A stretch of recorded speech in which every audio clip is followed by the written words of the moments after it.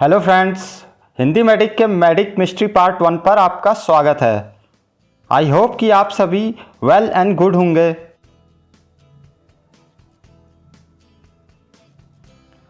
Friends, पिछले months lockdown के बाद क्वारंटाइन 2.0 की भी शुरुआत हो चुकी है। सभी लोग अपने अपने घरों में बंद हैं, सारी फ्रीडम छिन चुकी हैं। क्वारंटाइन 2.0 की शुरुआत के बाद हम सब ने भी कुछ महीने के लिए सोशल डिस्टेंसिंग भी अपना ली है, लेकिन ये पीरियड काफ़ी बोरिंग है और हाँ, बिल्कुल ही परेशान करने वाला भी। हम समझ सकते हैं, ऐसा लगता है जैसे फ्रीडम सारी पॉज कर दी गई हैं, कोई भी जॉयफुल मोमेंट नहीं बचा है। लेकिन अगर मैं आपसे कहूँ कि ये क्वारंटाइन किसी को पूरी लाइफ के लिए करना पड़े, सिर्फ इसलिए नहीं क्योंकि वो बीमार है या वो कोई बीमारी फैलाने का ज़रिया बन सकता है, बल्कि इसलिए क्योंकि यही उसकी लाइफ बचाने का केवल आखिरी रास्ता बचा हो, क्योंकि उसका खुद का शरीर ही उसके लिए जानलेवा साबित होने लगे। जी हाँ, सुनने में बहुत ही बेतुका और अनबिलीवेबल लगने वाली ये स्टोरी ही लगती है, लेकिन हम आज आपको बताएंगे एक ऐसे शख्स के बारे में जो कि इससे जूझ चुका है। जी हाँ, ये क्वारंटाइन केवल इसलिए किया गया क्योंकि यही उसकी लाइफ बचाने का लास्ट ऑप्शन बचा था। ये नाम है डेविड फिलिप वेटर का, जिसका जन्म हुआ था सितंबर 21, 1971 को।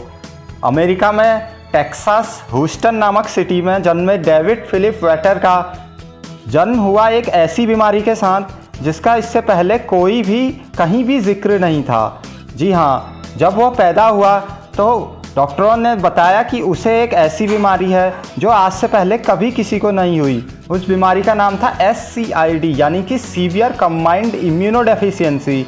दोस्तों, यह बीमारी ऐसी है जिसमें हर एक दिन के बढ़ने के साथ ही हमारा इम्यून सिस्टम, यानी कि रोगों से लड़ने का जो सिस्टम है, वह कुछ इस तरीके से प्रभावित हो जाता है कि वह अपने आप को ही ख़त्म करने लगता है। SCID रेयरेस्ट अमंग रेयर एक डिजीज़ है, यानी कि करीब 10 लाख में से केवल एक को होने वाली डिजीज़। जी हाँ, आइए जानते हैं क्या कुछ हुआ उस बच्चे के साथ। वेटर के माता पिता डेविड वेटर और कार्ल वेटर, जिन्होंने अपनी पहली संतान को भी SCID के दौरान ही 7 महीने की उम्र में खो दिया था। अगर हम US डॉक्टरों की माने तो उस बच्चे का इम्यून सिस्टम कुछ इस कदर कमज़ोर हो गया था कि इवन खुली हवा में सांस लेने पर भी वह अपने को ज़िंदा नहीं रख पाता। केवल 5 सेकंड के अंदर ही उसकी मौत हो जाती, क्योंकि हार्मलेस बैक्टीरिया जो कि आम इंसानों के लिए फ़ायदेमंद साबित होते हैं, वह भी उसके लिए जानलेवा साबित होने वाले थे। जिसके चलते यह ज़रूरी हो गया कि एक स्पेशल स्टेरिलाइज्ड कोकून बेड तैयार किया जाए, जो कि एक बबल के शेप का हो और जो कि बाहर के वातावरण से इस बच्चे को बचाए रखे। US डॉक्टर्स की टीम ने एक बबल की शेप का कोकून बेड तैयार किया जो कि फुल्ली स्टेरिलाइज था, और इसी वजह से वेटर को द बबल बॉय के नाम से भी जाना जाने लगा। ये स्टेरिलाइज बबल उसे बाहर के वातावरण से बचाए रखता था। वेटर को दिए जाने वाले हर सामान, यहाँ तक कि उसकी हवा भी, उसको दिए जाने से पहले इथाइलिन ऑक्साइड की मदद से स्टेरिलाइज करनी पड़ती थी। वेटर की लाइफ इस आइसोलेशन चैम्बर में काफ़ी ही अलग होने वाली थी, इसलिए उसके माता पिता ने उसे इस चैम्बर से आज़ादी दिलाने के लिए हर संभव प्रयास किए, और इसके लिए उन्होंने गुहार लगाई नासा से, जो कि अमेरिका की एक स्पेस रिसर्च सेंटर ऑर्गेनाइजेशन है। और नासा ने स्पेस में यूज़ किए जाने वाले अपने स्पेशलाइज सूट को खास उस बच्चे के लिए तैयार किया, जो कि एक शील्ड की तरह काम करता था उससे बाहरी वातावरण से बचाए रखने के लिए। नासा के इस सूट ने उसे आज़ादी दिलाई उस चैम्बर से, और वह पहले की तरह ही नॉर्मल लाइफ जी सकने में कामयाब हो पाया बाहरी वातावरण से। लेकिन वह अब भी उतने ही तरीके से कटा हुआ रहता था, लेकिन ये उस बबल बॉय को उस बबल से छुटकारा दिलाने में कामयाब ही रहा, और अगले कुछ वर्षों तक वह चलने फिरने और अपने बाकी दोस्तों के साथ खेलने कूदने में भी बिताने लगा।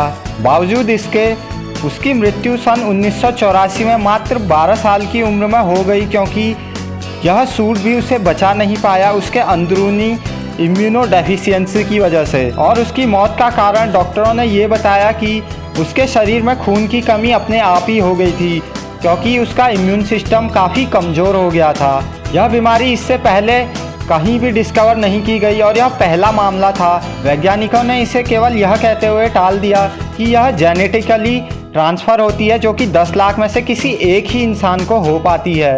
हालांकि इसके सही कारणों का अब भी पता नहीं चल पाया है। इसके बाद टेक्सास के द वुडलैंड शहर में सन 1990 में एक एलिमेंट्री स्कूल की स्थापना इसी bubble boy the David elementary school के नाम से की गई। इसके कई सालों बाद इस पर एक फिल्म भी बनाई गई जिसका नाम द बबल बॉय रखा गया।